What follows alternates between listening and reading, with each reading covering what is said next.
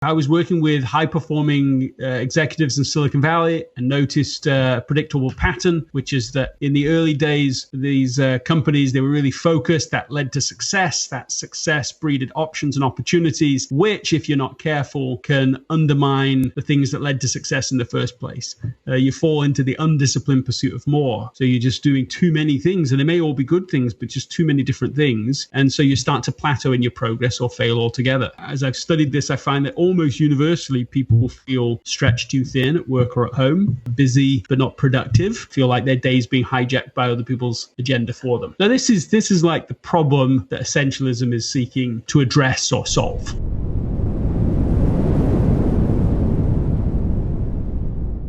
Greg McKeown, how are you, my friend? I'm wonderful. Nice to be with you. Nice to be with you as well. Could we have dressed any more polar opposite? You've got this beautiful suit on, lovely pressed suit with a white shirt, and I am in a vest because it's the first hot day of May in Newcastle. Listen, that's what it is. That's the difference, is that I'm in California, so I've got no reason to celebrate. Well, I should celebrate, but this beautiful weather, that explains it. There's a rarity, and anybody, all these people on the internet, I'm allowed to wear a vest if I want to wear a vest to podcast with Greg McKeown. Yes. If there was an essentialist outfit for today, this would be it. So essentialism is the word of the day. That's what we're going to be talking about today. And I fear that I might be the arch nemesis of an essentialist, or at least I was for quite a long time. So okay. Why do you say that? So I have a very high desire for novelty. I love new things. One of my 5 core values is adventure, which also pulls me toward that. And another one is curiosity, which pulls me toward that. I tend to work more than I need to. I enjoy work. I enjoy being busy. I enjoy doing things. And over time, that has led to me adding an awful lot on my plate, and presuming that I will just be able to upregulate my productivity or downregulate my sleep to slot in these extra things. And to the audience at home, you will know this feeling, right? You will see from the front row seat, you will watch the slippage of your own terrible unproductiveness, right? You'll see the inefficiencies in your system firsthand, and you think, well, I can add that project in, and all that'll happen is I'll just have to get rid of those inefficiencies. And you just presume that like a system, that the oil will be greased sufficiently more to allow it to go in. And I learned the hard way over a career of 13 years of running club nights and being a DJ and being a model and being a podcaster and doing a coaching and being a fitness and all this sort of stuff. I realized that you can't do it all. No. Who knew? Well, I mean, you knew actually, which is the question. So why don't you give us a bit of a background, essentialism, and sort of what you do in your approach to this? Look, I was working with high-performing executives in Silicon Valley and noticed a predictable pattern, which is that in the early days, these companies, they were really focused. That led to success. That success breeded options and opportunities, which, if you're not careful, can undermine the things that led to success in the first place.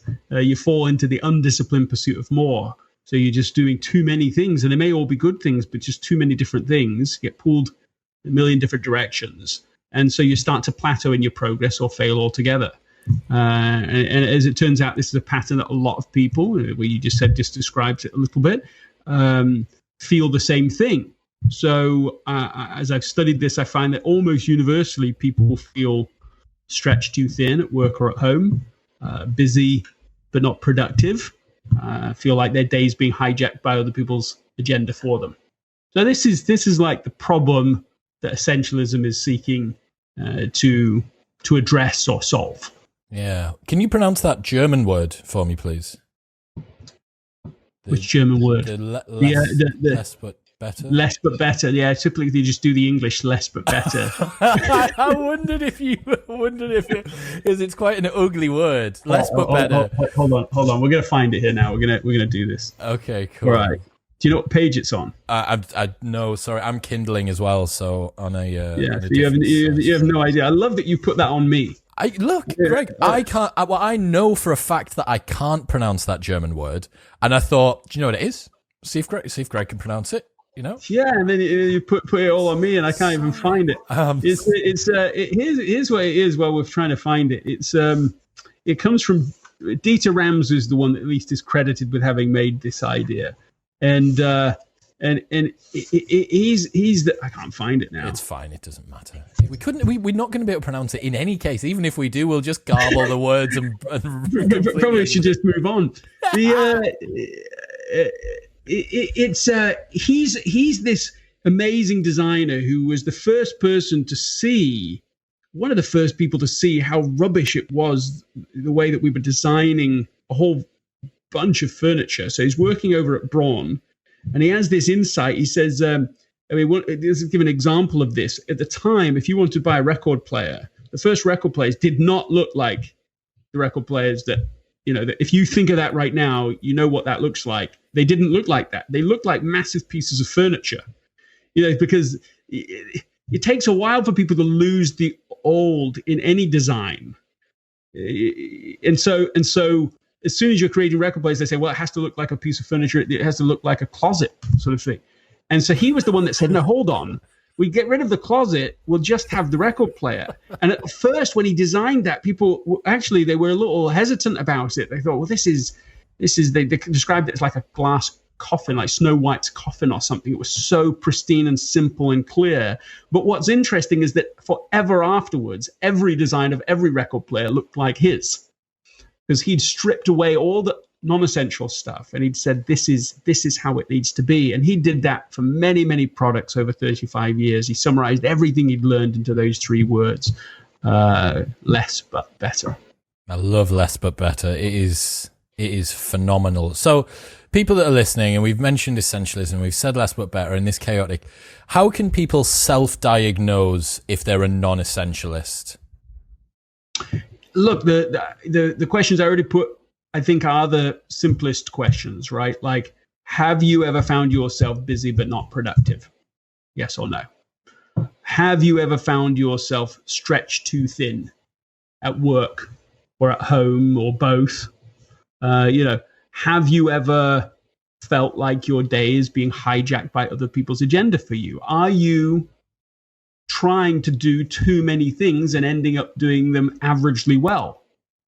Have you ever found yourself making just a millimeter progress in many, many different directions? Someone who says yes to any of the above, especially if you say yes to all of the above, pretty good chance, you're operating more as a non-essentialist than an essentialist currently. The good news about all of this is that people are completely redeemable. This is the reason that people are non-essentialists. There's a few, but the primary reason is because they didn't know they were choosing that. They didn't know there was an alternative. They didn't wake up in the morning, I just want to be a non-essentialist. I just want to do too many things in too many different directions. They just lived in a world that happens to emphasize that, happens to pursue too many different things, and they just went along with everybody else.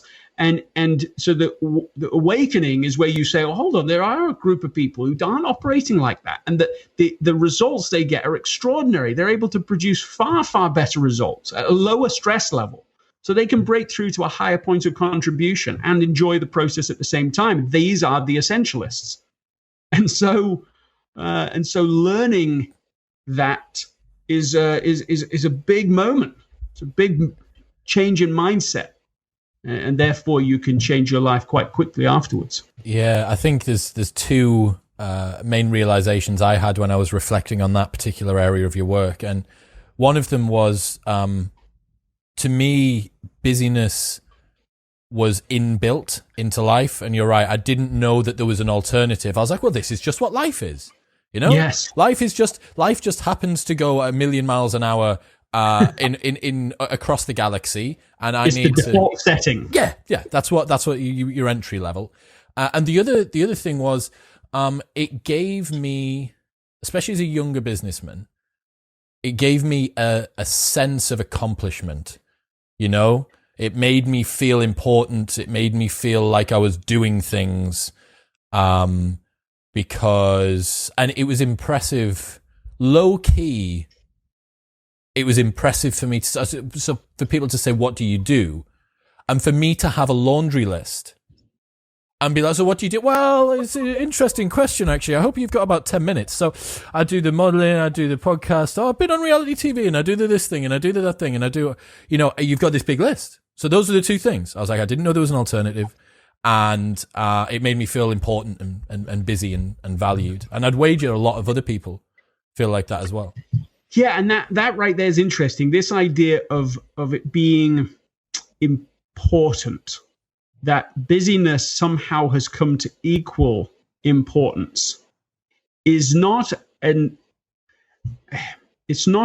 necessary human condition or understanding, but it does seem to be this current culture's understanding.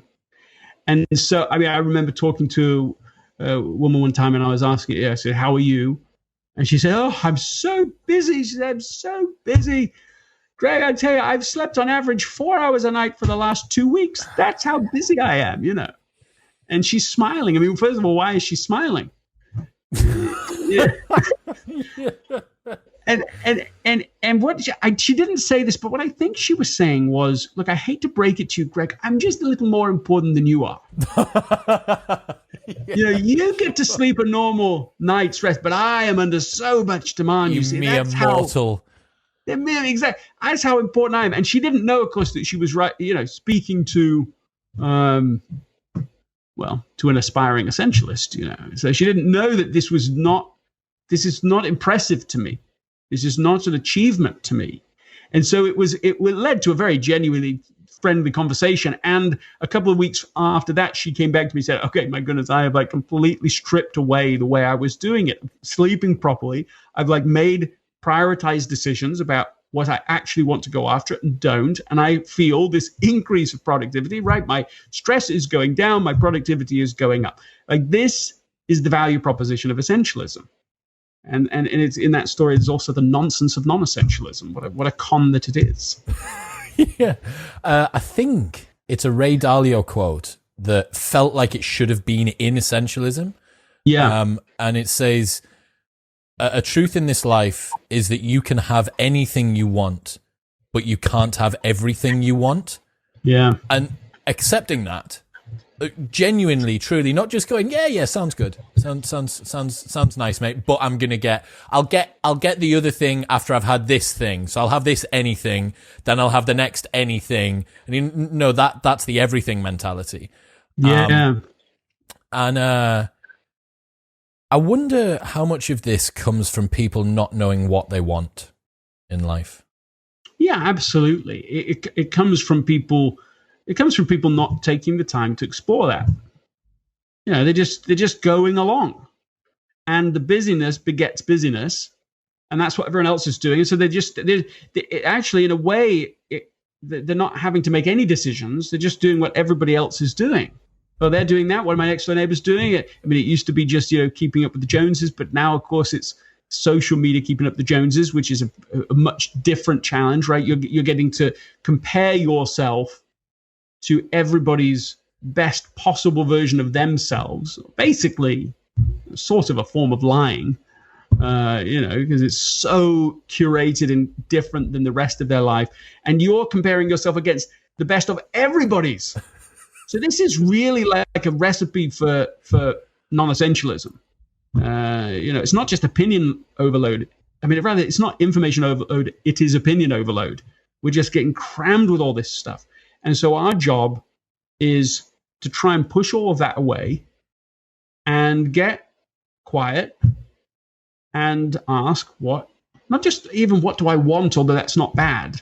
What am I supposed to do? What is my mission? What is the thing I came here to do? What would I come here to do? That is a completely different kind of question.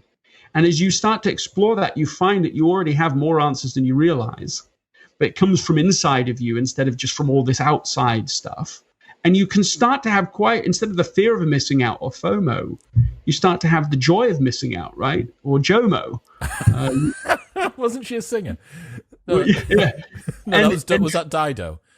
Yeah, I don't know. Yes, I think you're probably right. But JOMO is, it ought to be a singer, but we ought to make a song to it. You can do that. But JOMO is, you discover that just because other people do, in fact, you like not doing things that other people are doing. You start to go, yeah, that's great for you. You can celebrate it for them, but that's not what I'm doing.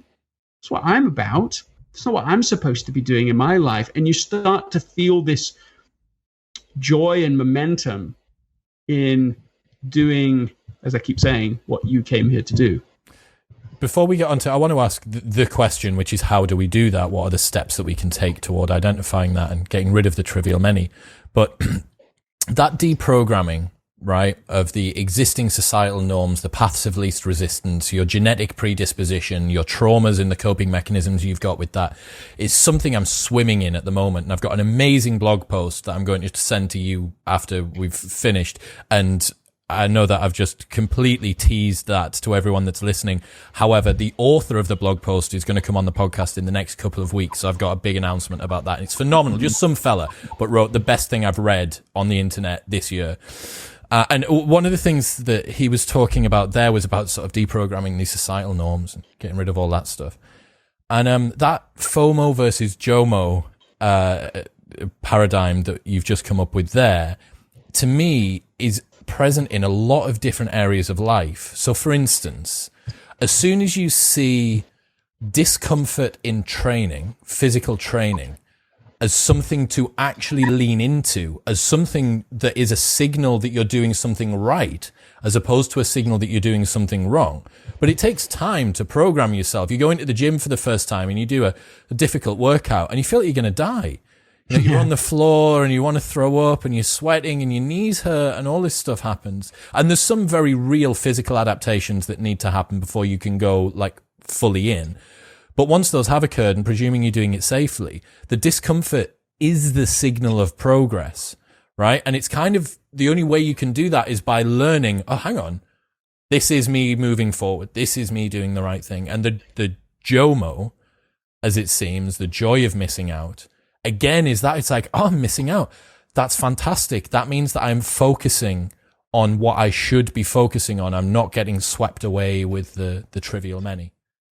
Yeah, I think that's absolutely right to think about those signals that will be new signals so that when other people are zigging, you're zagging. When other people are saying yes, you're saying no. When other people are saying no, you're saying yes, because you're not trying to be like everybody else anymore. Yeah, you can't be distinctive at everything. That's such a good quote. No, you are very, very right. Okay, so how do we do it? Where do we start? You've got me, Greg. I'm here. I'm a nightmare. I'm doing too much. How do I start to bring order to chaos? Okay, so you're asking that question in like still a hypothetical way, or you could be. But we could do it in a literal way, right? So we'll just do it with you right now. I'm in. You game? Okay, so tell me, first thought, what is something that's essential to you? It's very important to you, but you're underinvesting in it currently. You might be doing something, but you're underinvesting. Go. First thoughts. Writing. Okay. What does success look like for you in writing? 1 new article per week. And that you're putting out in your blog to your newsletter. That's what you want to do. How are you doing it right now? How much are you managing to do currently? 0. Okay, good. So good. It is an underinvestment. I warned you that I was a pretty good avatar for this. No, I like it. I like your honesty very much. Okay, when you say you're not publishing any, you are not doing any writing at all. So I've been gesticulating over the font size of the website and the tiny little things that I know is really a glorified version of procrastination to put me off from actually putting in hard work. I have 6 half-finished articles, all of which require 2 hours of focused work to be really good, and I really like them. Yes. But there's just 6 half-finished meals, and they're all in the kitchen. Yeah, I like it. I like how practical that example is. I think a lot of people can relate to that. Okay, so how long have you been doing those 6.5 articles? How long have they been sort of sitting there getting cold? Probably since the beginning of lockdown. That's maybe a Okay, so a couple of months. Yeah. You started working on them then? Started working on one, and then did a bit, and then I would go, oh, that's enough for today. And then when I came back, I'd go do something else. I got a podcast to do, or I got a business call, or I got training, or I got life. Yep. Come back, start a new one. That one's already, it's kind of done. I'll do a new one. Does that allure of novelty again gets me. New idea. Yeah, you're more excited to start the thing than to finish the thing. That's it. Okay, so tell me one of those articles. What's just one of them what's the first one you worked on, in fact? 10 things I learned from speaking to the smartest people on the planet for 200 hours. Yeah, okay. Well, that's good. That's a good title. You heard it here first, ladies and gentlemen. Greg McKeown says that the title of my articles is good.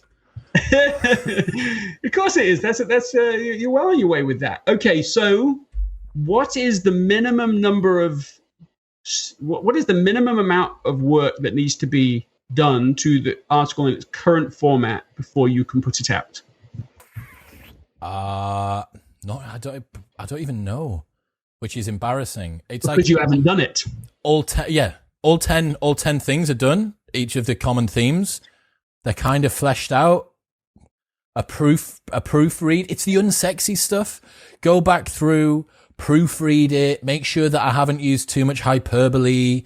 Check if there's one concept I'm not really too sure if that should be in. And I think part of me is scared as well that when I reopen that Pandora's box, at the moment I know it's not done, but it is closed. And when I reopen that, I get reminded of the fact that it's still going. Does that make sense? Well, it's an interesting point you're saying. You're saying that in its unfinished, closed position, it feels a sort of done. Yeah. That's very interesting, right? You're saying like stopping working on something has a feeling of closure, even though finishing it can't satisfy. That is officially undone. Yeah. That is, I can check that off. That has been, this has been formally procrastinated. Yep. Check. That's it. That is hit. Well done. Yes. Move on the next one. Let's quickly get the next article into the same formalized position. Formalized, procrastinated. Woo! You are working through these at a storm. Okay, so what is really stopping you from publishing an article?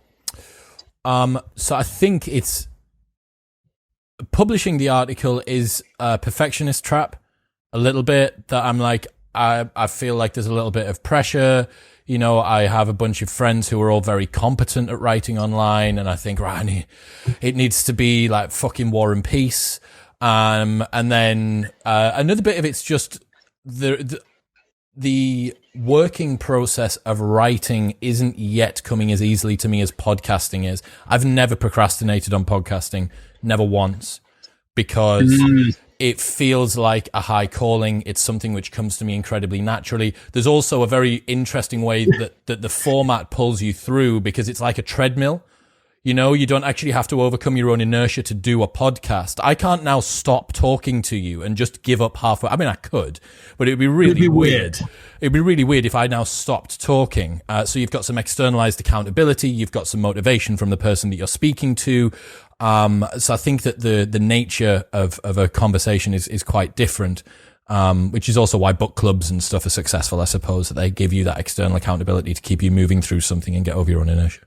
Yes, so you need to choose a day that your podcast goes out no matter what, right? You just have 3 days a week at the moment, Greg. We are doing 3 episodes a week. But I mean with your blog. Yes. Okay. Yes. I mean having a set date where you say, okay, it goes out on. Well, choose your day. What's your date? May 18th. All right, May 18th. And then every week after that, you put out a blog. Correct. Now, your body language when I said that was like so non-committal. You were giving. I knew I should have turned the camera off. I knew I should have turned the fucking inside camera you were like, no, I am absolutely not committing to doing that. I'll say I am here because it would be awkward not to in the middle of this podcast, but there's no way I'm doing that. That's what I heard from you. Maybe. Am I wrong? Maybe. No, I look, the thing, and for everyone that's listening, you are hearing and watching and feeling me go through the turmoil of something that I think we all experience, which is I want to do a thing. I genuinely do, or else I wouldn't have started it. I wouldn't have spent my time. I wouldn't have started learning about the process of writing and spoken to people and stuff. But there's something that's happening with that that's getting in the way. And there are so many still now, having started to strip back as much as I can and focus on the get rid of the trivial many and focus on the vital few. There's still a lot of things pulling on my time, and the urgent gets in the way of the important a lot, which is a nightmare. Yeah, well, you're doing three podcasts a week. You know, you could say, okay, until I publish my first article, I'm only doing 2 a week. I'm not allowed to do the third until I get my first out. That would help the podcast momentum help you, keep you accountable towards this new trade-off. Look, I think what's at the heart of the matter for you with this is that you want the first article to be of the same quality as the other writers that you admire and have read their work from. That's what I think this is about. And I want to encourage you to have the courage to be rubbish. to just go, success is posting that first blog. And here's how I would recommend you do it. I would recommend that you send it to your list as a link to your blog rather than the whole content is in the email, right? And here's why. Because if you do it that way, you can keep updating it as you need to. Right? So the first version you send out on the day you send that link doesn't have to be the permanent state of that article. That is just how it is now, and own it right there in the email you send out to everybody. You just say, I assume that's how you're sending it to people. Is that how you're going to send it out to everyone? Combination of that and sending it through social media and stuff like that. Links. Same thing. You just have the link to be somewhere where you can keep editing it over time. I'll tell you something that happened to me that's similar to this. I once wrote at late at night a very rubbish piece on LinkedIn. They'd asked me to be an influencer on LinkedIn. And it was rubbish. And I just was new to that platform. At the time, it was a brand new platform that they were using. And they said, and so I post this thing, the number one career mistake capable people make. That's the title I came up with, post it. And the next morning when I wake up, 60,000 people have viewed it. And there's a ton of comments and a ton of criticism. It wasn't all negative, but I'd just written this just sort of 2 or 3 paragraphs. And I jumped in and started editing it immediately. And improved it. A couple of million people read that too, maybe more than that in the end. Wow. It was it was a relatively viral piece at the time. And it was so encouraging that, okay, so it started off as this piece, but we were able to improve it as we went. Now, that's not necessarily how you always want it to be, but you have to get over the hump here. So you have to lower the hump that you're trying to get over. This mental hump of it has to be fantastic or I can't put it out. Put something out. It's a smaller amount. It isn't going to be perfect. I don't even know what that would mean, a perfect article. But you will get feedback and you will learn and you'll be in the same mode. Before we started this idea, what did you say? I can't find the name. The skill takeoff and that sensation of the skill takeoff. And so maybe what you say is I'm just going to publish. Maybe you say I'm going to publish all. Yeah, I don't know. Okay. And so I am trying to encourage you to and here's really probably my biggest insight since writing Essentialism is that people the there's a piece of feedback people often give. It's not the most common feedback, but it is regular enough that I definitely noted it. And it is where they'll say, oh yeah, it's hard, isn't it? Essentialism though. It's hard, that focusing on what's essential and not on what's non-essential. It has to, and in fact, somebody once said to me, they said, look, essentialism should come with a warning. This will be the hardest thing that you will ever do. And for like a year or two, I absorbed that title, that like line, and would share that with people. Well, the problem with essentialism is the hardest thing you'll ever do.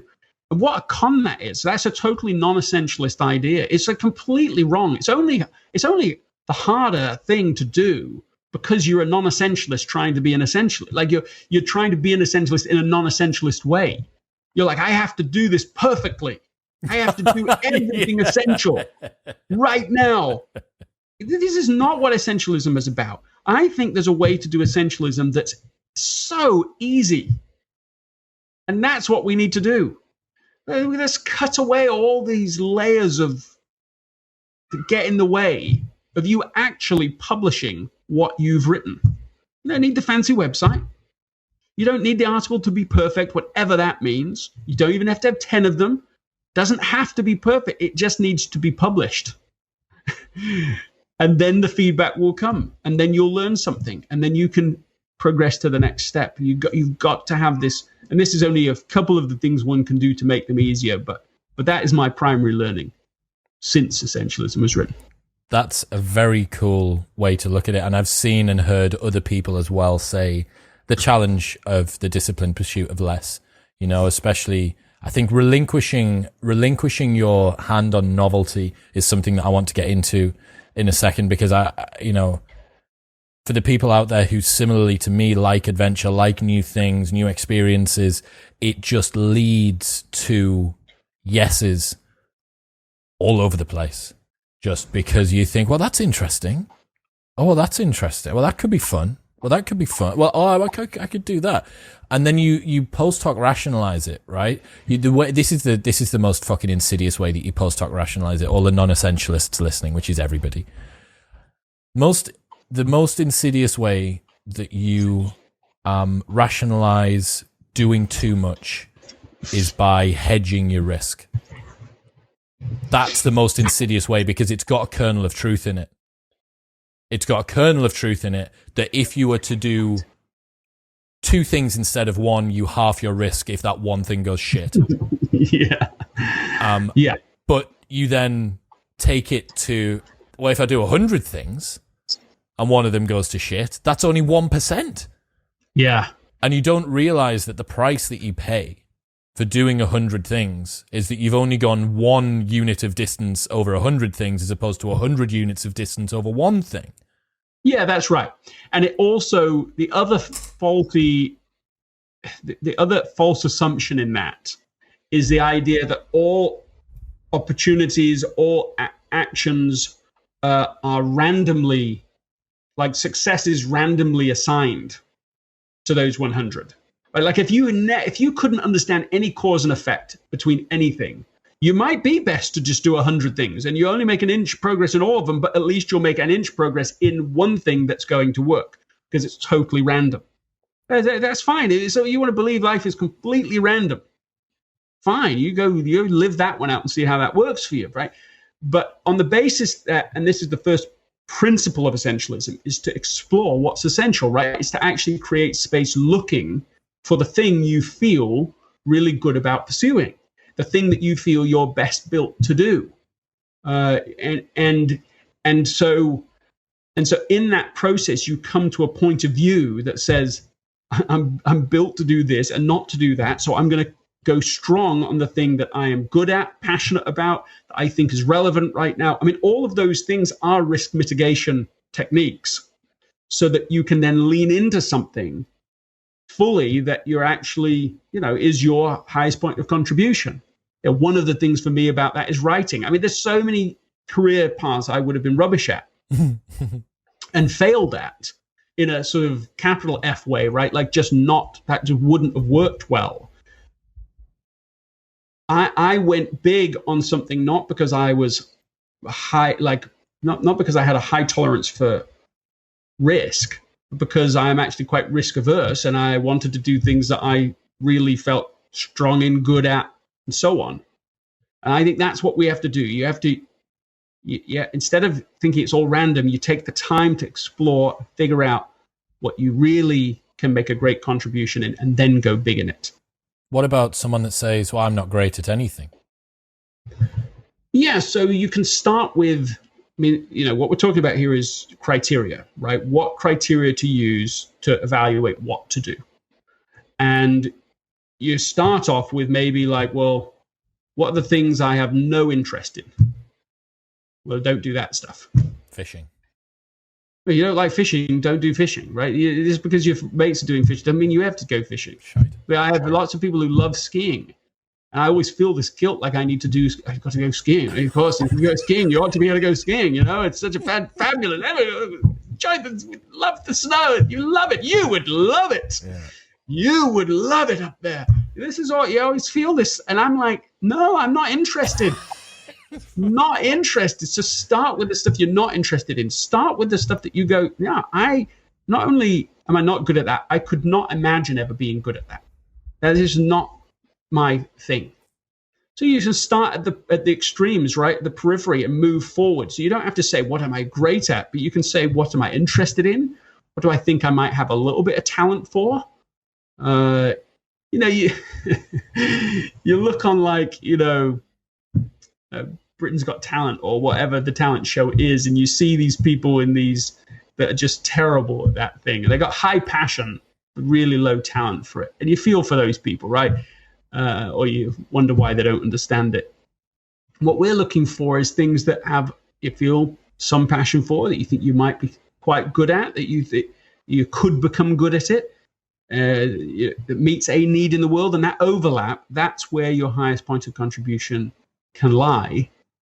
And then over time, you're developing that more and more narrowly, so that over time, as your competency increases, you aren't just interested in doing the things you're good at. You are looking for the thing you would be the best at, really great at. Eventually, down the journey, it's like, could I be the best in the world at this thing?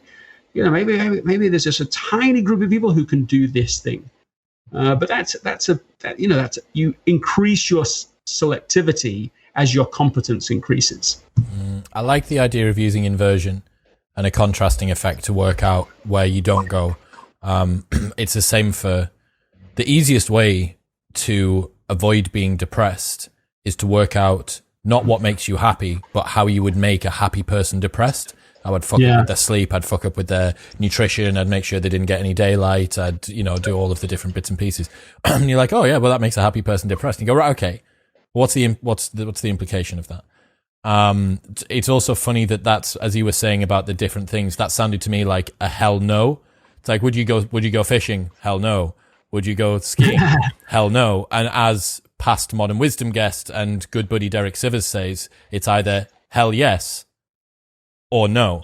And that ties into something I actually wanted you to run us through, which is the 90% rule. Do you take us through that? Yeah. So you imagine every option that you have that could be plotted on a continuum from 0 to 100, and it's an importance continuum. So on an importance continuum, a 0 it's totally unimportant, and 100 is completely important, absolutely essential, right? So everything, whether it's writing this article that you just talked about, or exercise, or doing the next podcast, reading, going on YouTube, every activity can be plotted on this continuum. And what I'm encouraging people to do is to say anything that is underneath 90%, anything that's lower than 90% important, you question and maybe even eliminate. You're looking for just the things that are 90% or above essential, vitally important relationships, absolutely must do before I die projects, habits that I know will make the rest of my life significantly improved and different, might even make a difference for my children and grandchildren. You're looking for those things, because every time you do something that's below 90%, you're taking it away from something that that is 90% or above. You're making a trade-off. People don't really know about that. They don't see it that way often. So they just think, well, is this good? Well, good might be 40, it might be 40% important, 30% important. Yeah, it's good. It's fine. It's fine. Nothing wrong with doing that. But they don't aware that they're taking it away from the thing that is absolutely vital. So I'm always encouraging people, like look at the extremes. Look at the things that are 90% are important and invest there. Look at the stuff that's below 10% and just eliminate there. Make the trade-off between the two so that you can actually go further, faster on the things that matter. I think what some people may be concerned about is that sounds like a very totalitarian, disciplined life. Right? Well, I'm not allowed to have cake because cake isn't contributing to my highest sense of importance. And I used to like YouTube, but Greg and Chris told me that YouTube's only, that I looked at the importance of that, and that's only 30%. So now I've got to delete the YouTube app, and now I just feel like I'm this kind of robot that's sort of rolling through life. So how do people find that balance between turning it on and turning it off, of having the focus on the essential few whilst being able to give us enough kind of leeway to live a life that doesn't feel like it's completely under super control all the time? Well, what it sounds like you just said is that freedom, creativity, exploration is really important to you. That wasn't me. I'm all right without cake. I love it. I love me a bit of cake, but right now it's summertime, you know. You're just saying other people might find what we described as being really stringent. All I'm saying is that if somebody feels that, something important to them is probably being violated. So they haven't got their list right yet. When you're working on the 90% and above, you're not feeling rigid and controlled. You're feeling free and liberated from all this nonsense that you don't value, that's keeping you back from living the things you actually do want. So there's a lot of joy. There's more joy in the 90% and above than there is probably in the rest of the 90% combined. When I'm working on something that's meaningful to me, that's inspiring to me. I mean, I'll give you an example just this week. So it was doing having an evening with my children, my wife, and we were doing s'mores, which I don't even know if people know what s'mores are. S'mores is, I mean, even without the wife and the children, the s'mores on their own would be in the 90% for me. So, yeah. and so we just spent the evening doing that outside over a fire together, enjoying that time. That was a 90% or above for me. That's not stringent and rigid. That's playfulness and joyfulness. And it's way better than me just sort of going, okay, I'll just scan social media and just be on my own infinite scanning on that in some room somewhere. Like that's what we're talking about. We're saying get rid of all that stuff that doesn't feed you, that isn't joyful, that isn't taking you forward. And so I think that there's a bit of creativity and imagination as to what really matters for people to have a good vision of this. Yeah, it's interesting with time, isn't it? The way that time works, because it's the only thing you can't choose to not spend. Like you can't not spend time. You can choose to not spend your money, and it's the mad thing about people that are able to get in shape or the people that are able to accumulate wealth. Like they do that by having an asymmetry between what they bring in and what they put out. Yeah. There isn't an equivalent with time. Yeah, there's no time bank. You can't say, today I'm going to just take half of this time. I don't know what to do with it, so I'll put it over there, wait while I figure this out. Right? It's being spent at exactly the same rate all of the time, no matter what. It's more like a conveyor belt going past, and that's moving no matter what you use it for. So it's present. Yeah, what you're saying is true. There's a quote from Naval Ravikant that I've been playing around with recently, which is, play stupid games, win stupid prizes. Yeah. And what does that mean to you? So it's meant a lot. I've spent a lot of time thinking about these little, that as an aphorism. Play stupid games, win stupid prizes, to me, means what would be winning the thing that you're doing right now. So, for instance, what would be winning always replying to an Instagram DM message within 30 minutes, all day, every day? What's the prize? Play a stupid game, win a stupid prize. The stupid prize doesn't exist. It's the satisfying of some people who wouldn't have cared if you'd waited a week to reply to them, who maybe you're never going to see again, who you've maybe never met. Play another stupid game. If you want to take it to a kind of a little bit more vicious degree, play a stupid game, which would be have unprotected sex with someone that you don't know after a night out. That is playing a very stupid game. What's the prize that you win for that when you compare it with the alternative of having protected sex? What would be play a stupid game of texting while you drive, as opposed to waiting until you get to your destination? That's a very stupid game to play when you win a stupid prize. What's the prize? It's, oh, well, the lads in the group chat got that meme off me a little bit quicker than if I'd waited, and I got to have a little bit of a giggle at the lights as opposed to sit and look out the window or whatever it is.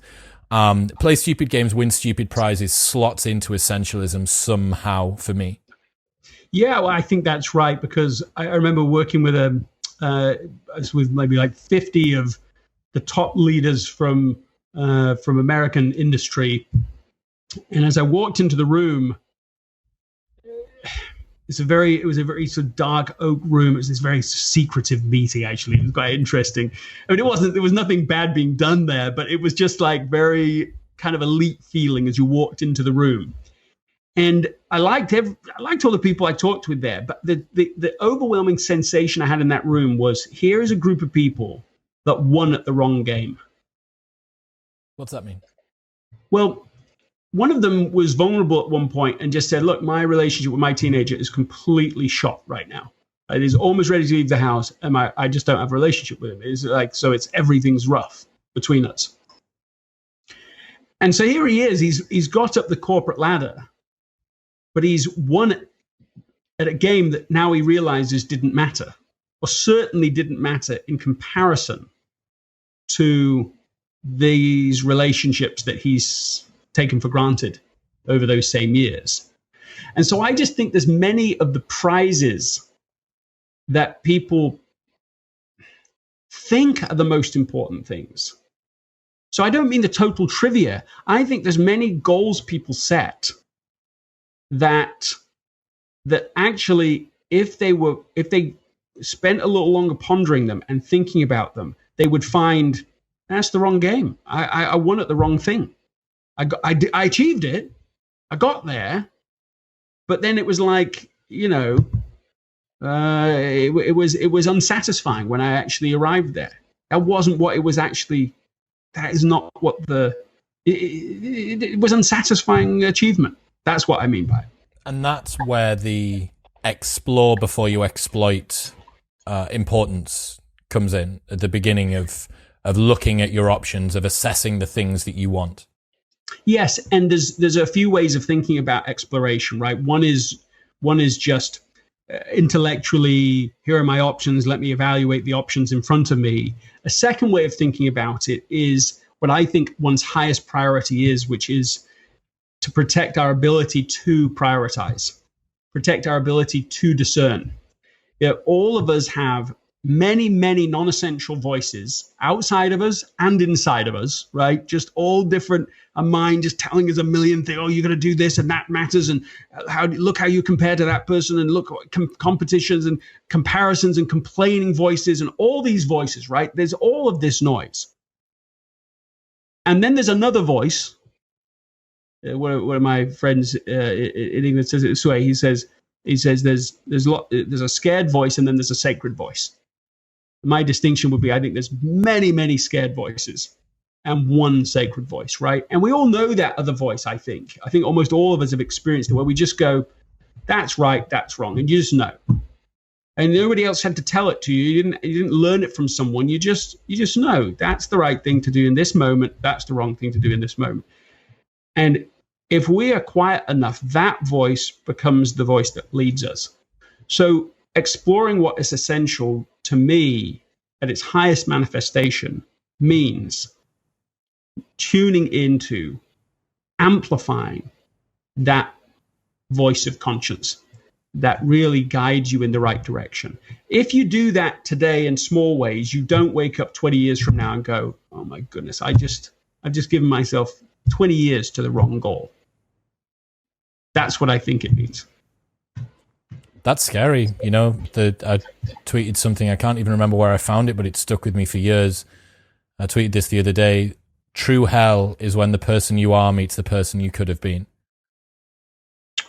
Yeah, that's I like that sentiment. It is a bit scary, like you say. I want. I'll give you a story. So I was staring at myself in the mirror, dressed from head to toe in a stormtrooper costume. Good luck. It's a good look. Well, it was a moment. That's certainly what it was. And I was thinking about buying it. This was like a, pretty close to movie level quality suit. Right. And I'm in like late 30s looking at myself in this mirror. And I look, it was for Halloween, right? And I still I think I get why I thought that was a cool thing, why it might have been a fun idea. But as I'm staring at the mirror, I'm struck by two things completely at the same time. One is there's not one part of me that wants this anymore, right? Like, why am I even thinking about it? I do not want that suit. I do not want this. And the second, in the same moment, I realized that for 30 years, I've had in my mind the idea that one day I would buy this. Because 30 years previously, that's when Return of the Jedi had come out. And one of my older brothers had said to me, wouldn't it be so cool to own like a costume right from the movies, like movie level quality costume stuff. And my little like young self, influenced by my brother saying this, it just like caught on. And that little goal stuck with me for all of those years. Now, this is the power of goals. We get that. Goals are really powerful. One of my professors once said, they're the theory that works. But what he was saying is that they work too well. Once you have a goal, you can get on autopilot, and now you're racing down some path to get something that really you didn't stop to question. So what I'm saying here is be careful that some of the goals that we set are they stormtroopers? Should we just have eliminated them already? Could we give up on them halfway because we go, no, that doesn't even matter. Someone else wanted to do that. Schwarzenegger wanted to do that. I don't have to do that. Just because The Rock's doing it doesn't mean I have to do it. Yeah, The Rock is cool. I absolutely love that. I had Tucker Max on, and he is a man who has gone through about as big of a 180 as you can imagine from this. What was it called? Frat literacy or something. He created an entire new literary genre, which was like party boy stories type thing. And he'd gone through this big. And then he's done a decade of psychotherapy and a ton of internal work. And this guy is so fucking aware now and just completely present, speaking his truth forward, just stripping away ego left, right, and center, really, really delivering. He's phenomenal. I love the person he is now. I would have hated the guy that he was back then, but I love the person he is now. And you see when someone makes such a change like that, and you got these weird like epochs in your life, right? You've got like the kid, then the teenager, then like the young kind of 20s, then like the mid 20s, then the and it takes a lot of work. It takes a lot of work to realize that you thought that having a faster car than your mates when you were 19 was a big deal, but now you're 32 and your wife loves you and you've got 2 kids and a dog that you care about. And because you never questioned whether or not still having a faster, bigger, better car it's just there. It's just a modus operandi, right? And it's just running below you and you kind of don't really realize, and the stream just takes you along. I love that concept. You touched on something actually that I had in my notes I wanted to bring up, which is, why is it so hard to cut losses? Is it just sunk cost fallacy? Is it just, well, I've got this far with the huge tech company which is destroying my relationship with my teenager, I might as well go all the way? Is that why people have a fear, or is there anything else? Yeah, because you're having to face the potentially poor decision of not having cut it off yesterday or the day before, or the day before that.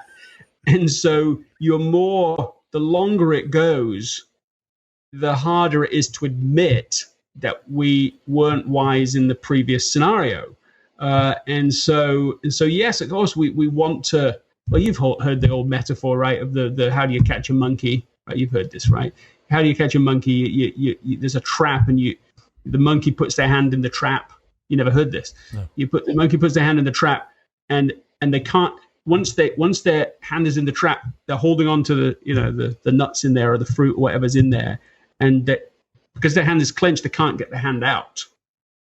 Right, because it's small enough they can put the hand in, but not big enough that they can get the hand out. So they want to hold on to it. And I thought for a long time that this was just sort of a made up metaphor or whatever. But you can go on YouTube and there's somebody who's actually done this, and it's really brilliant little video. And they just first of all they just will not let go, and he's completely trapped, and the man's coming over to get him, and this will not let go of this thing. And then right as the man actually takes hold of the monkey, he does let go and he gets focused on something else. And that's the key to letting go, is we have to focus on the next, something that's more important to us, something that actually is a deeper, better version of what we want to be, so that we can let go of these old things that don't matter anymore. Let them go. I mean, this idea of not growing up, holding on to the 20-year-old version of us, then holding on to the 25-year-old version of us, and it's a failure to mature. It's a failure to thrive. We're trying to win yesterday's battle, trying to win yesterday's version of the world. And so I think that it's we got onto the monkey and catching monkeys, didn't we? So I'm not sure I'm answering your question, but I know you are. I feel like that we holding on to all this investment we've made in something, and we've just got to look to the next thing that's actually better, and it gives us the courage to let go of the thing that we keep holding on to. Yeah, there's a story from Kemal, who's Naval's brother, and I had him on the podcast just before Christmas, and he lost pretty much all of his blood in an operation accidentally. The sutures burst on his artery, and he basically bled out, and he was anemic, and all this stuff happened in terrible pain.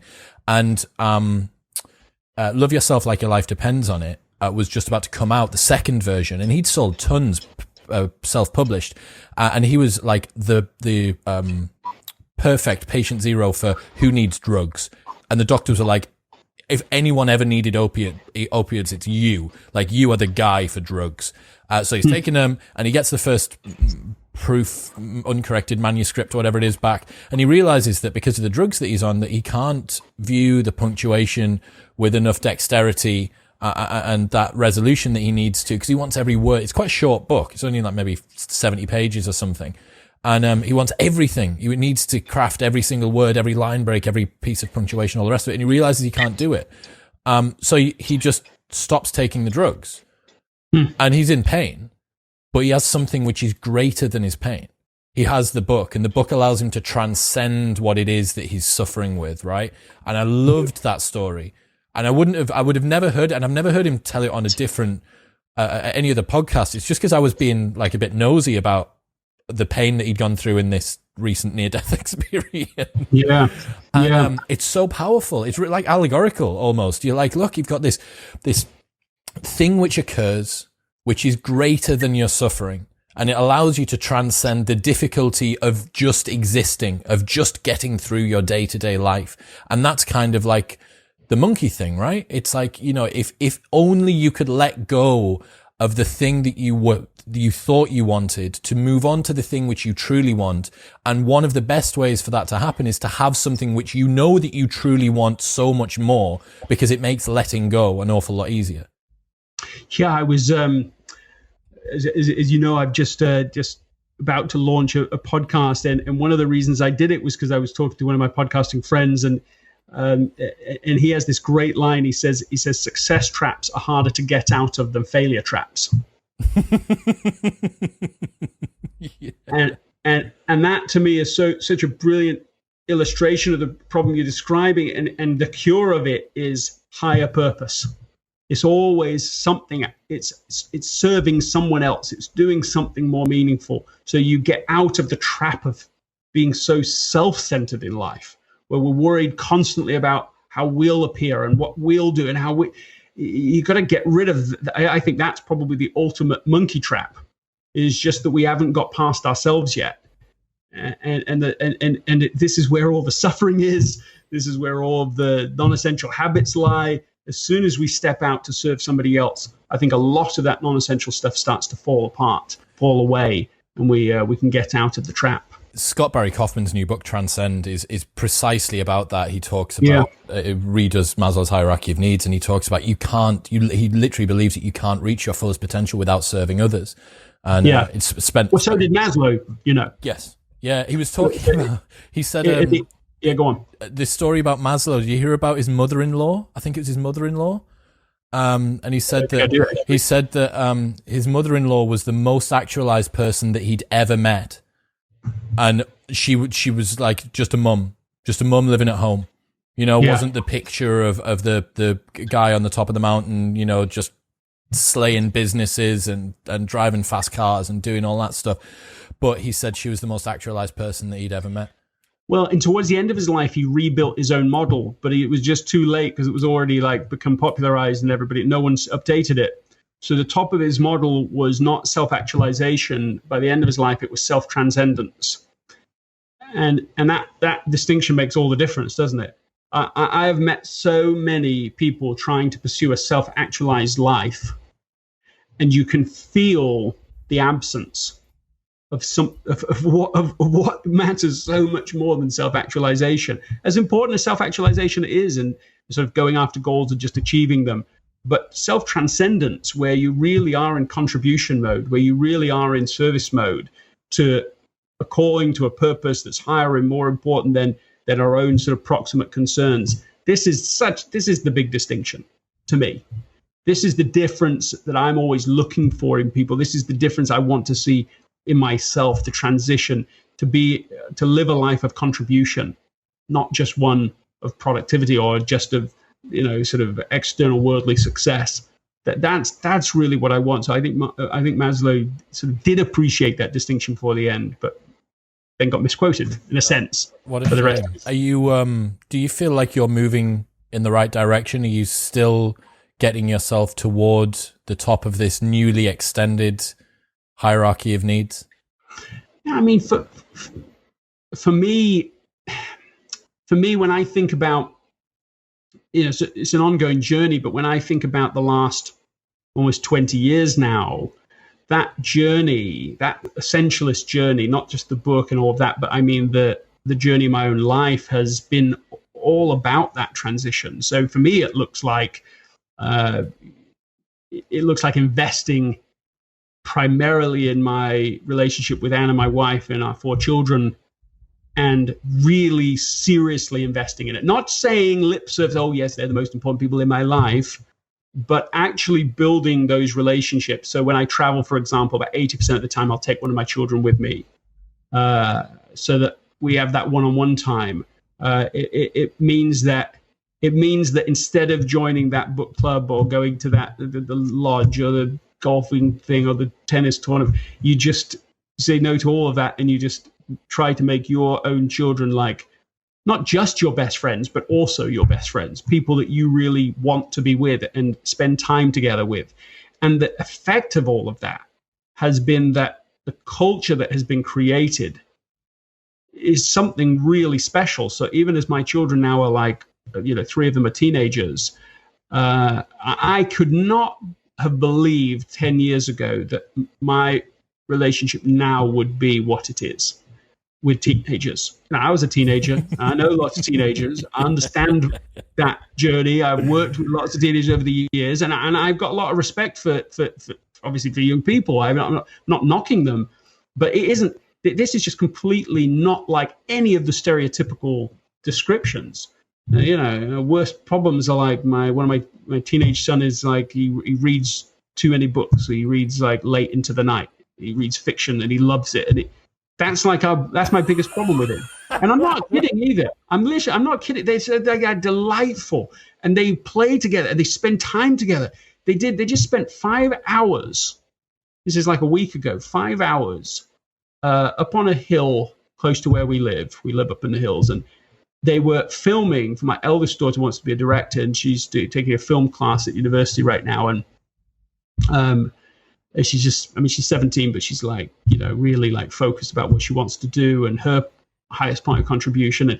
And so she went up there and led they took a what is it called? Princess Bride, the movie Princess Bride. Right? Yeah. So she had to redo a scene from any movie, and they chose a scene from that movie, the iocane powder scene, for those that know this cult classic. And they redid it absolutely scene by scene. It took them 5 hours to do it. We didn't hear of one problem the whole time. We weren't there. We didn't oversee any of it. The video is brilliant. It's like frame by frame, the same as the original. They were all the actors. They did the whole costumes. They fulfilled it. Whatever, I think it was out of 50 points. She got 50 points for this. She just got the results back a couple of days ago. That, to me, is like illustrative. That's like a version of what essentialism looks like. It was the natural outgrowth of investing in something 90% are important for years and years.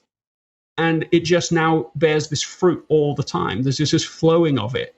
And so, anyway, I just share that story because I think that this is what you just said about Maslow and his mother is no throwaway comment to me, right? It's like, this is where my relationships with my family aren't a little more important than the next most important thing. Like, this is it. This is miles above the next most important thing.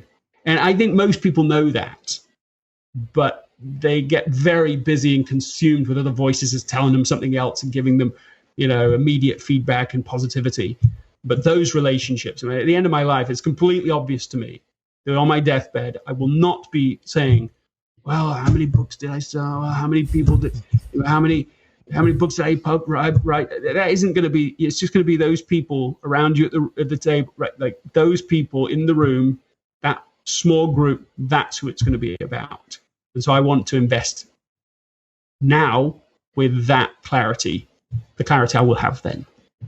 That's a beautiful story. The premier other essentialist that I know, Ben Bergeron, Matt Fraser's CrossFit coach, and the very, very well-known and great podcaster who I'll be sending this episode to, he has a number of tools, I think, that you suggest as ways that people can actually instantiate the essentialist mentality.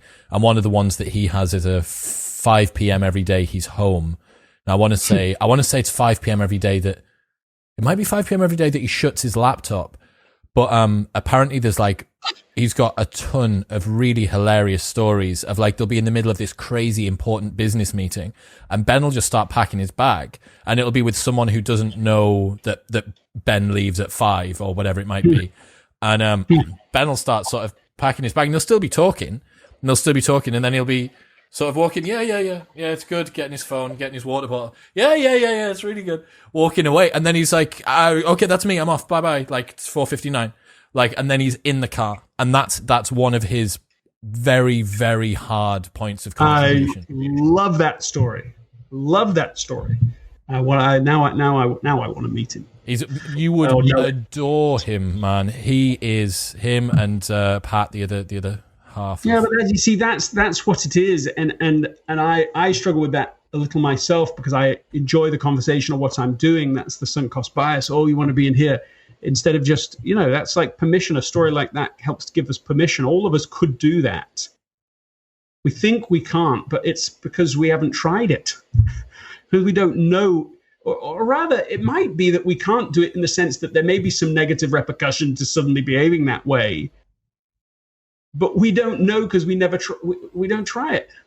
How can we say it can't be done? We didn't do it. Try it. See what happens. I have a nephew. Every week I call my extended family. I've got nephews in New Zealand and people all over the world, and they join in. And he comes on, and whenever he's done, he's just done. He's very friendly, but he's just like, oh yeah, gotta go. And he's out.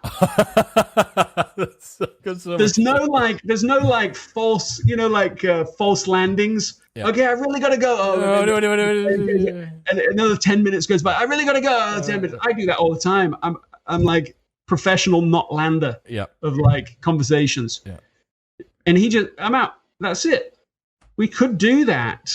We do have a choice to operate that way, but sometimes we need to hear other people's stories to really feel like it could be possible for us. I think that's the importance of examples. That's the importance. And we were talking about this before, because your new podcast, which will be linked in the show notes below, and you should absolutely go and subscribe to, because I'm sure it'll be great. And you've got some fantastic guests that I'm incredibly jealous of on there. And we were talking about that and talking about just how important sort of fiction stories and tales and stuff like that are, You can take from me telling you about the fact that Ben walks out of meetings of his CrossFit gym at whatever time, and it's kind of like semi-awkward but semi-funny, but wholly respectable. Like the fact that that, you're like, hang on a fucking second. Like, if that is a habit... And there's two ways to look at it, actually. I think a lot of people might discount that and say, well, yeah, that's fucking Ben Bergeron, Ben can do what he wants. He's like, yeah. And you think, right, okay. But maybe you're putting the cart before the horse there. Maybe you're saying, Ben Bergeron is Ben Bergeron, therefore Ben Bergeron can do Ben Bergeron stuff. As opposed to, this is the strategy that is implemented by him, which has allowed him to become the person that I think of as being so impressive. Yeah, well, which do we really think it is? Like, what really is logical about that? We really think that somebody became something impressive and then became disciplined.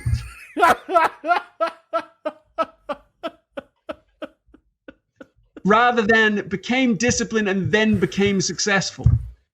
Yeah, but I tell you that people say this sort of thing to me all the time. Well, essentialism's all right for the people that are like already at top performers, already the CEO, already the this, already the that. And I think, yeah, man, this is you got correlation and causation backwards here. Of course, this is how people achieve what they do. And the moment they stop being selective, thoughtful, and disciplined is the same point they plateau and can't break through and continue to contribute.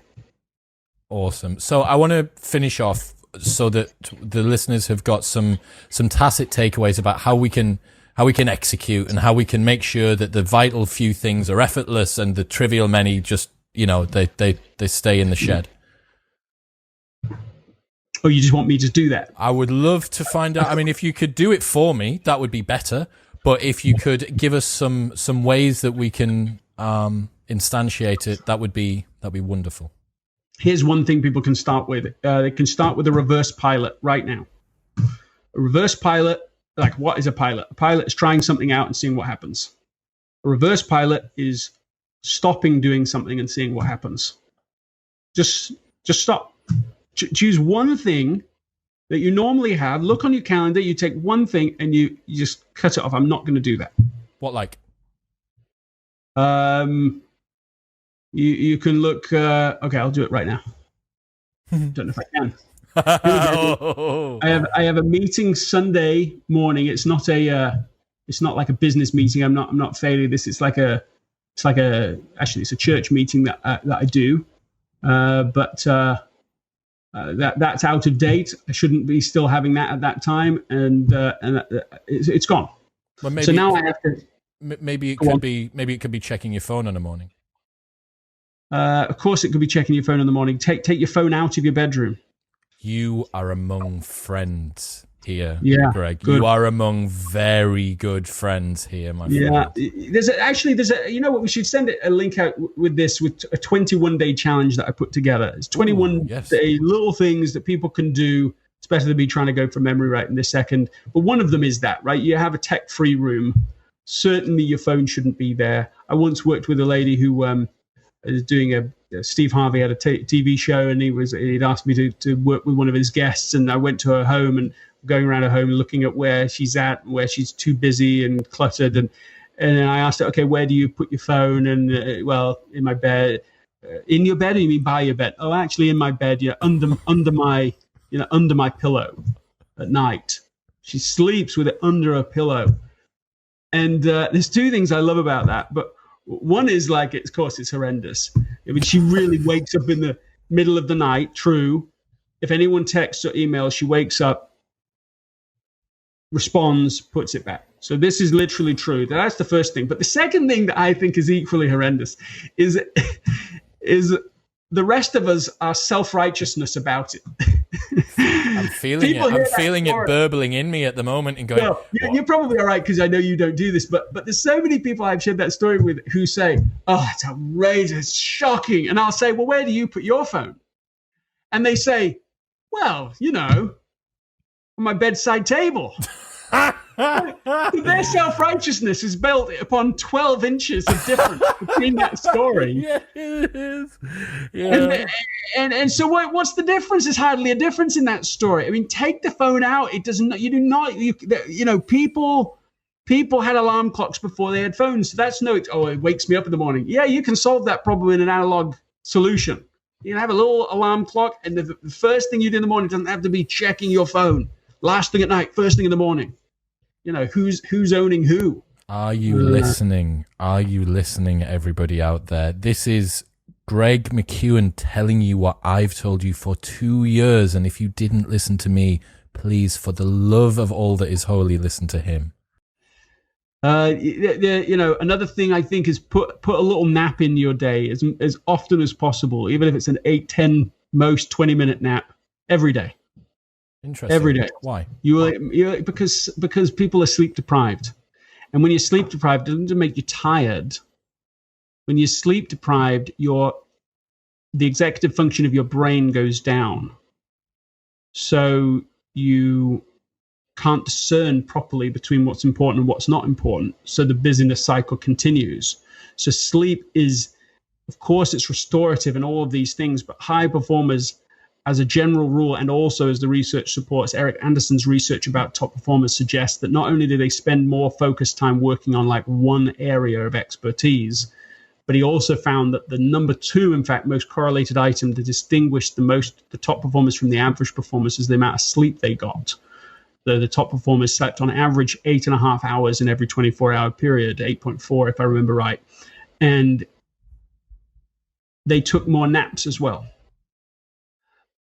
Because every moment they were actually practicing or doing their work, they were really focused. And that's what the sleep and the naps allowed them to do. So it's not just the number of hours you're doing a thing. It's the number of focused hours you're doing that thing. And so, take a nap for sure.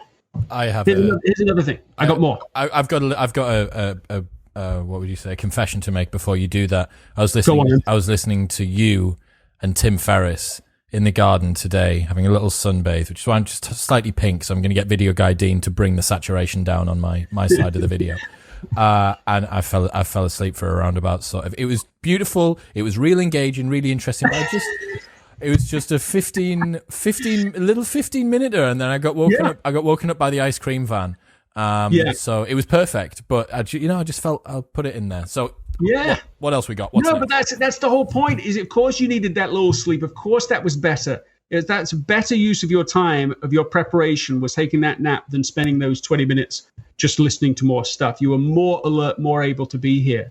Okay, next thing. Every day, make your list of 6 things, main things you're going to do, 3 things business, 3 things personal. Make that list every day. Don't work from a to-do list from yesterday. That won't do.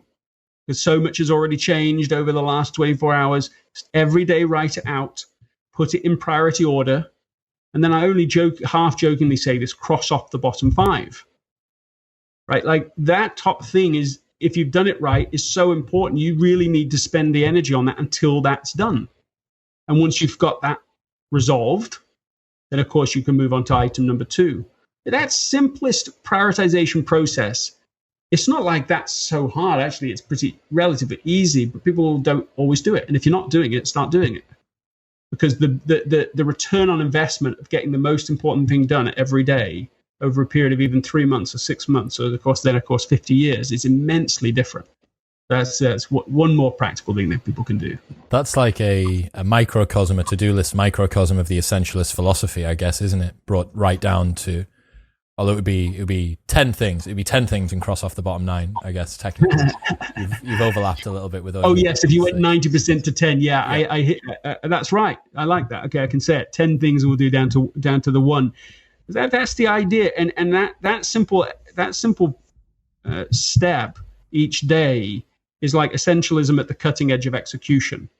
Because what you want to know each morning when you've gone through that process is what's important now. That's the win. What's important now, and it's the top item on that list, and you work on it. And then once you've done it, you have permission to move on to the next item.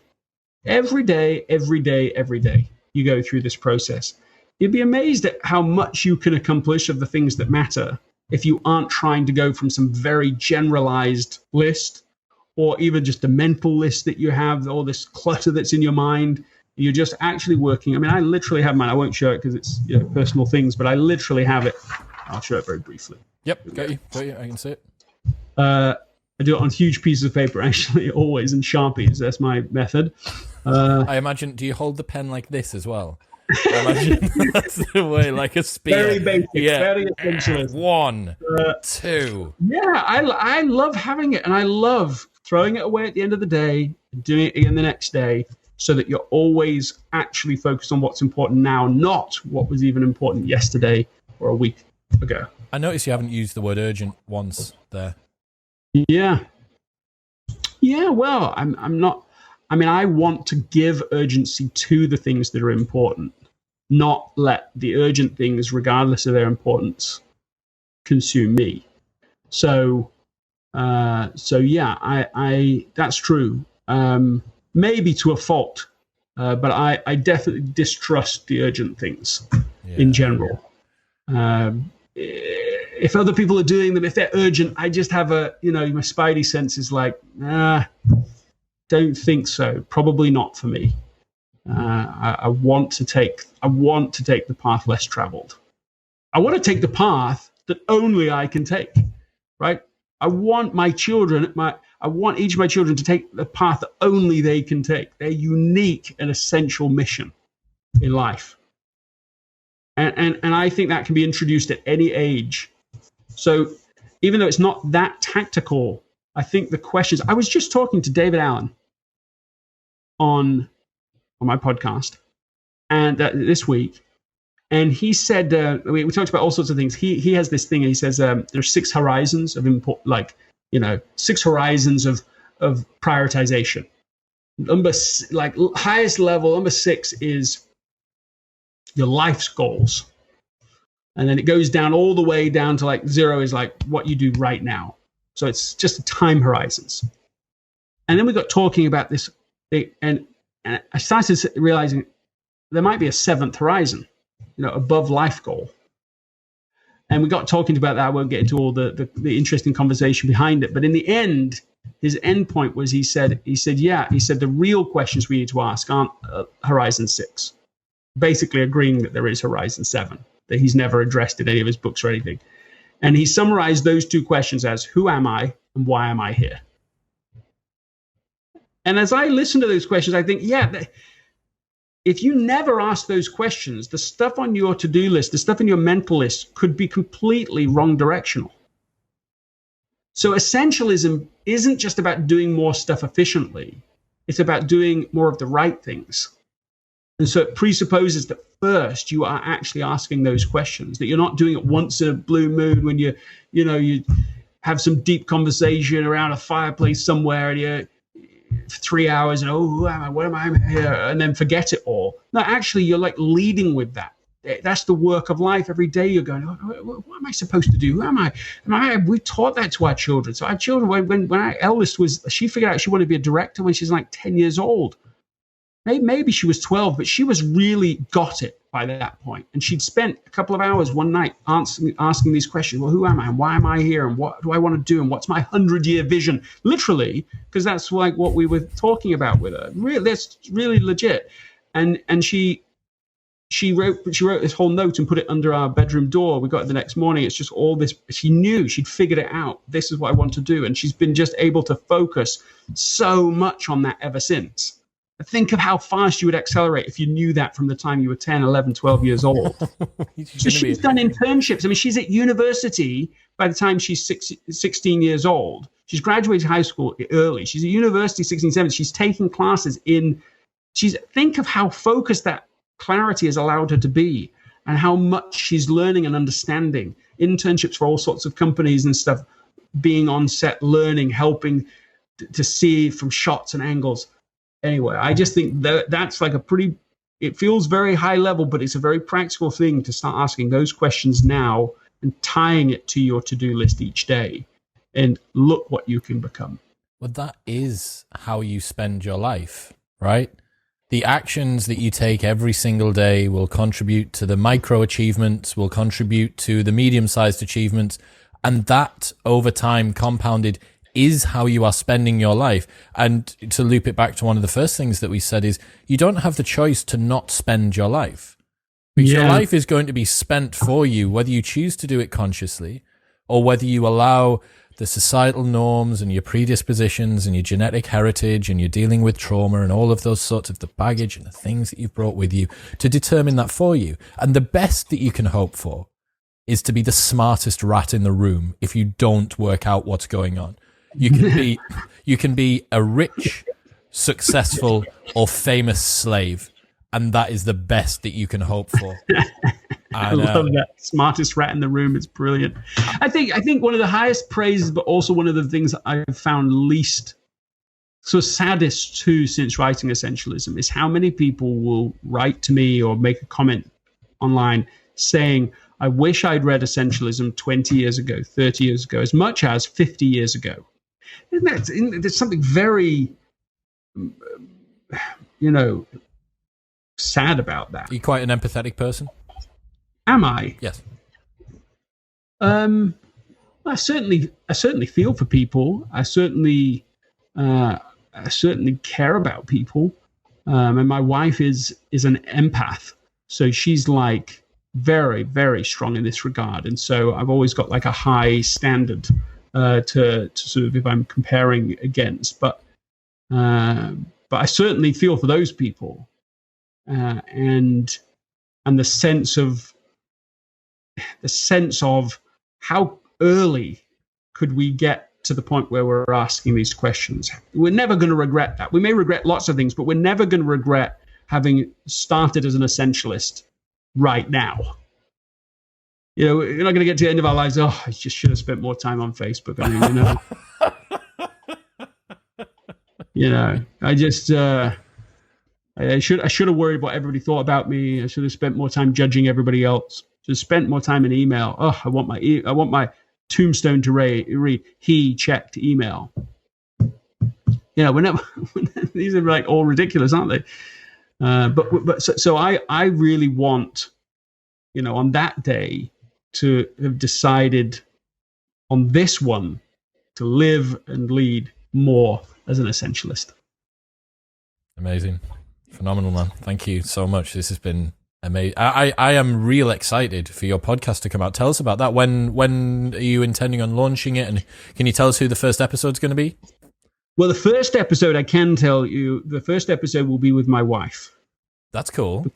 Because she's the most important person. That sounds very, that all sounds very cliche now, or something. Saying that out loud, that's the first time I've said that. But really, it's the episode. I want it to be called "The Birth of Essentialism," because there is no essentialism without Anna. There's a key story in the book. I'll get into it now, but a key story in the book as to what launched essentialism that relates to my wife. And so it's just, and it's the story behind all of that. Essentialism is something we're trying to live in our lives. It's not something that we just talk about elsewhere. So I just wanted the priority person to be the first interview, and actually really insisted on that with my production company, with the production company I'm working with. So that's the first person. I don't know who the second is yet, actually, but it could be Tim Ferriss, could be Ryan Holiday, could be Arianna Huffington. There's a whole bunch already recorded, done.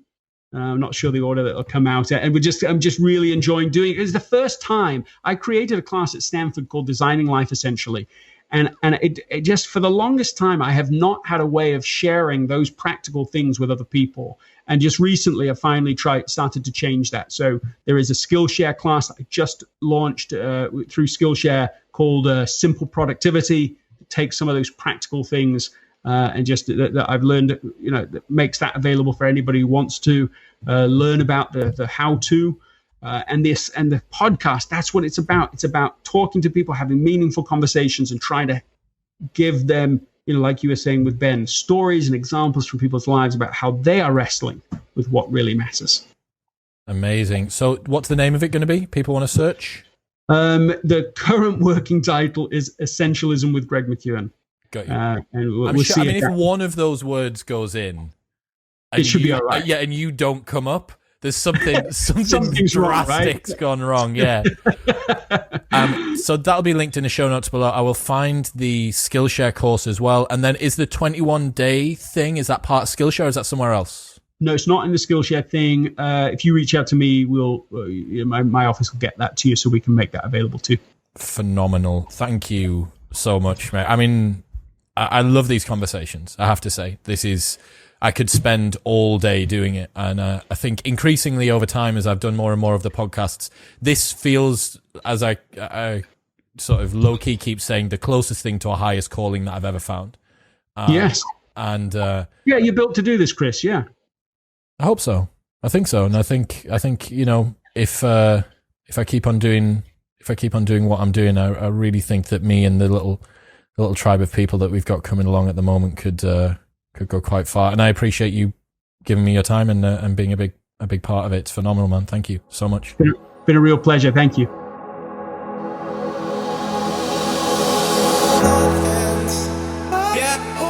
Yeah.